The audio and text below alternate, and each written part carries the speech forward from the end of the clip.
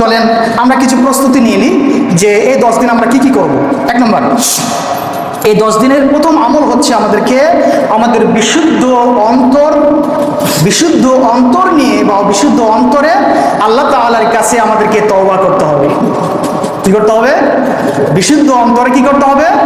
তওবা করতে হবে। আল্লাহ রাব্বুল আলামিন ডাক দিয়ে বলেন, ইয়া আইয়ুহাল্লাযীনা আমানু তুবু ইলাল্লাহি তাওবাতান নাসুহা। হে ইমানদারেরা, তোমরা আল্লাহ তাআলার কাছে তাওবাতে নাসুহা অর্থাৎ একনিষ্ঠভাবে তওবা করো। জোরে বলি সুবহানাল্লাহ। একনিষ্ঠভাবে তওবা, যেই তওবা করার পর আমি যে অপরাধ করেছি, আমি যে অন্যায় করেছি, আমি যে ভুল করেছি, আমি যে পাপগুলি করেছি, এই পাপ আর জিন্দেগিতে আমি আর করব না, এই তওবার নাম হচ্ছে তাওবাতে নাসুহা। করা যাবে?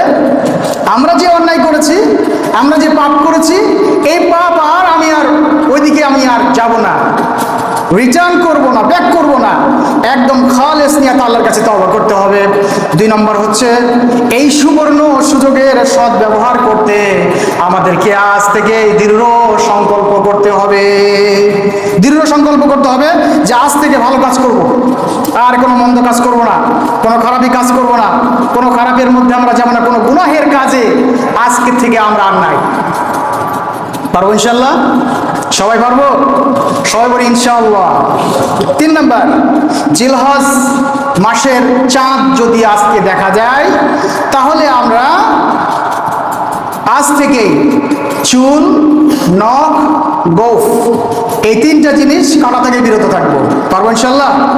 বিশ্বনবী সাল্লাল্লাহু আলাইহি সাল্লাম এই ব্যাপারে বলছেন, রাসূলুল্লাহ সাল্লাল্লাহু আলাইহি সাল্লাম বলেন, ইযা দাখালা আশরু ওয়া আরাদা বাদুকুম আইয়ুদহিয়া ফালা ইয়ামুসা মিন শা'রিহি ওয়া আসফারিহি শাইআ।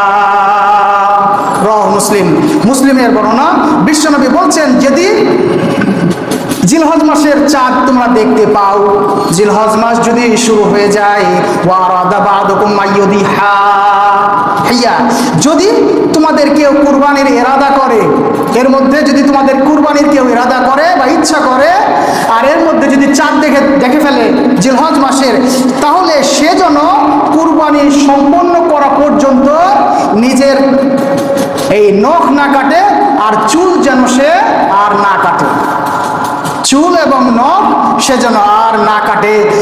এরপরে কি হবে বলা হচ্ছে, যেই দিন কুরবানি করবে সেই দিন এই কুরবানির পর, কুরবানি যখন হয়ে গেল, কুরবানির পর নখ এবং চুল কেটে ফেলবে, তাহলে সে পূর্ণ একটা কুরবানির সওয়াব পেয়ে যাবে।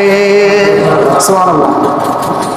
কুরবানি দিতে অক্ষম এরকম ব্যক্তি যদি কুরবানির খালেস নিয়তে এটা করে, আল্লাহ তাআলা পূর্ণাঙ্গ নেকি তাকে দান করে দিবেন। জোরে বলি সুবহানাল্লাহ। এক সাহাবী এসে বললেন, ইয়া রাসূলুল্লাহ, উমিরতু বিয়াউমিল আযহা জাআলাল্লাহু ঈদান লিহাযিহিল উম্মাহ। হে আল্লাহর রাসূল, আপনি যে বললেন যে আমি এই ঈদুল আজহার সম্পর্কে আদিষ্টিত হয়েছি, আল্লাহ এই দিনকে এই উম্মতের জন্য ঈদ হিসাবে গণ্য করে দিয়েছেন। জোরে বলি সুবহানাল্লাহ। লোকটি বলল, হে আল্লাহ রাসূল, তাহলে আমি এই ঈদের দিনে, এই ঈদুল আজহার দিনে একটা ছোট মাদি বকরি ছানা ব্যতীত আমি কিছুই পাচ্ছি না, আমি কি এটাকে জবাই করব? ছোট মাদি বকরি ছানা ছাড়া আমার আর কিছু নাই, আমি কি এটাকে জবাই করব? আল্লাহর হাবিব তাকে বললেন, না, তুমি এমনটা করবা না। ওয়ালাকিন্না তাকুযু মিন শারিকা ওয়া তুকাল্লিমুল আযফারুকা ওয়া তাকুসসু শারিবুকা ওয়া তাহলিকু আনাতাকা। তাহলে ফালিযালিকা তামামু আযহাতিকা ইনদাল্লাহি আযজা ওয়া জাল। তাহলে তুমি ওই বকরি ছানাটাকে, মাদি বকরি ছানাটাকে জবাই করার দরকার নাই। তুমি কি করবা? তুমি হচ্ছে চুল, নখ কাটা থেকে বিরত থাকবা, আর গোঁফ কাটা থেকে বিরত থাকবা, আর নাভির নিচের লোম কাটা থেকে তুমি দূরে থাকবা। এই 4টা কাজ যদি তুমি করো, ফাযালিকা তামামু উযহিয়াতিকা ইনদাল্লাহি আযজা ওয়া জাল, তাহলে এই কাজগুলি আল্লাহ তাআলার কাছে তোমার জন্য কুরবানি হিসাবে পরিগণিত হয়ে যাবে। 4 যদি এইটা করো, চাঁদ আজকে দেখা গেছে, আজ থেকে আর চুল কাটবো না একদম কুরবানির দিন পর্যন্ত। বোঝা গেছে বিষয়টা? ইমাম নববী রাহমাহুল্লাহ আলাইহি বলছেন এর তাৎপর্য হলো এরকম, যাতে অকর্তিত চুল এবং নখ সহ পূর্ণাঙ্গ দেহ নিয়ে মুমিন আল্লাহ তাআলার কাছে হাজির হবে, আর আল্লাহ রাব্বুল আলামিন তাকে এই অবস্থায় যদি সে মারাও যায়, তাহলে আল্লাহ তাআলা তাকে জাহান্নাম থেকে মুক্ত দিয়ে দিবেন। ইমাম নববী রাহমাতুল্লাহ আলাইহি বলছেন। তাছাড়া এটার তাৎপর্য আরেকটা হতে পারে, সেটা হচ্ছে ইসমাঈল আলাইহিস সালাম হাসি মুখে তার জীবন দিয়ে আল্লাহর হুকুম পালন করেছিলেন, আর তার অনুসরণে আমরা মুমিন আমাদের দেহের চুল নখ এগুলি কাটতেছি না, বরং ওই যে সালাত শেষ করে এসে যখন কুরবানি দিব আমার পশুটাকে, ঠিক সে অবস্থাতে আমি যদি আমার এই অকর্তিত নখ এবং চুলগুলোকে কাটি, তাহলে আমার মনের মধ্যে এই সংকল্প হতে পারে যে আমি যে আল্লাহর জন্য দিনের স্বার্থে প্রয়োজনে আমি এগুলি কর্তন করলাম আজকে, কিন্তু প্রয়োজন হলে আমি আমার জীবনটাও পর্যন্ত আল্লাহর রাস্তায় দিতে প্রস্তুত আছি। সুবহানাল্লাহ। আজকে শুধু আমার নখটা না, আজকে শুধু আমার চুল না, আজকে শুধু আমার পশুর হাট থেকে ওই কিনে আনা পশুটা না, বরং যদি প্রয়োজন হয় মনের মধ্যে সংকল্প দৃঢ় আশা রাখতে হবে এরকম যে আল্লাহ যদি চাহেন, আল্লাহ যদি চান, তাহলে আমি আমার জীবনটা পর্যন্ত আল্লাহর জন্য উৎসর্গ করতে দ্বিধাবোধ করবো না। জয় বলি সুবহানাল্লাহ। কেননা আপনি যদি জিহাদের তামান্না, জিহাদের ইরাদা আপনার হৃদয়ের মধ্যে যদি না থাকে, তাহলে কি হবেন? বিশ্বনবী বলেন, মান মাতা ওয়ালাম ইয়াবজু ওয়ালাম ইউহাদ্দিস বিহি নাফসাহু মাতা আলা শুবাতিন মিন নিফাক। বিশ্বনবী বলেন, যে ব্যক্তি মৃত্যুবরণ করলো অথচ কোনোদিন জিহাদের কামনা, জিহাদের বাসনা হৃদয়ের মধ্যে আনলো না, মৃত্যুবরণ করে ফেললো, অথচ মৃত্যুর আগে কোনো একটা দিনের জন্য হৃদয়ের মধ্যে একটা বার হলেও জিহাদের কামনা বাসনা নিয়ে আসেনি, আল্লাহর হাবিব বলছেন মাতা আলা শুবাতিন মিন নিফাক, তাহলে তার এই মৃত্যুটা হবে সম্পূর্ণ মুনাফিকি হালতে। জোরে বলি নাউজুবিল্লাহ।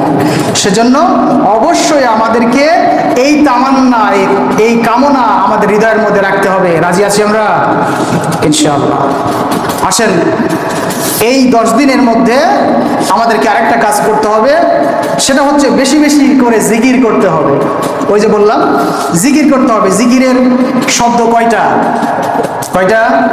4টা শব্দ আগে বলে দিয়েছি। সবাই বলেন সুবহানাল্লাহ ওয়ালহামদুলিল্লাহ ওয়ালা ইলাহা ইল্লাল্লাহ আল্লাহু আকবার। মনে থাকবে? এই 4টা হচ্ছে জিকিরের শব্দ, এই 4টা হচ্ছে জিকিরের শব্দ। এই 4টা শব্দ দিয়েই জিকির করতে হবে, ধীরে ধীরে ধীরে ধীরে আস্তে আস্তে, আল্লাহকে খুশি করার জন্য, রাজি করার জন্য, কোনো মানুষকে দেখানোর জন্য নয়।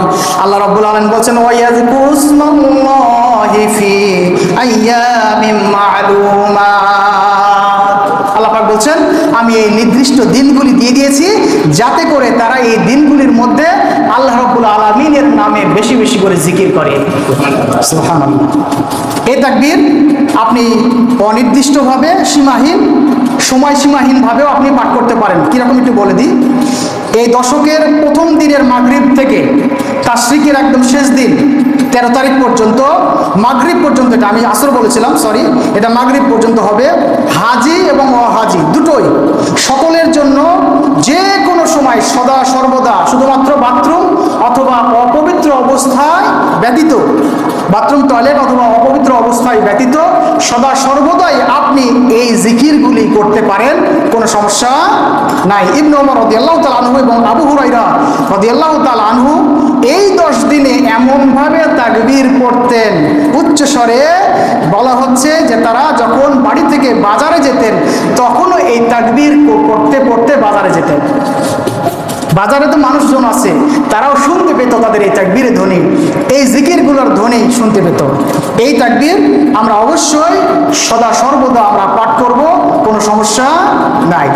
2 নম্বর আমল, আরেকটা আমল হচ্ছে নফল সিয়াম বেশি বেশি রাখতে হবে।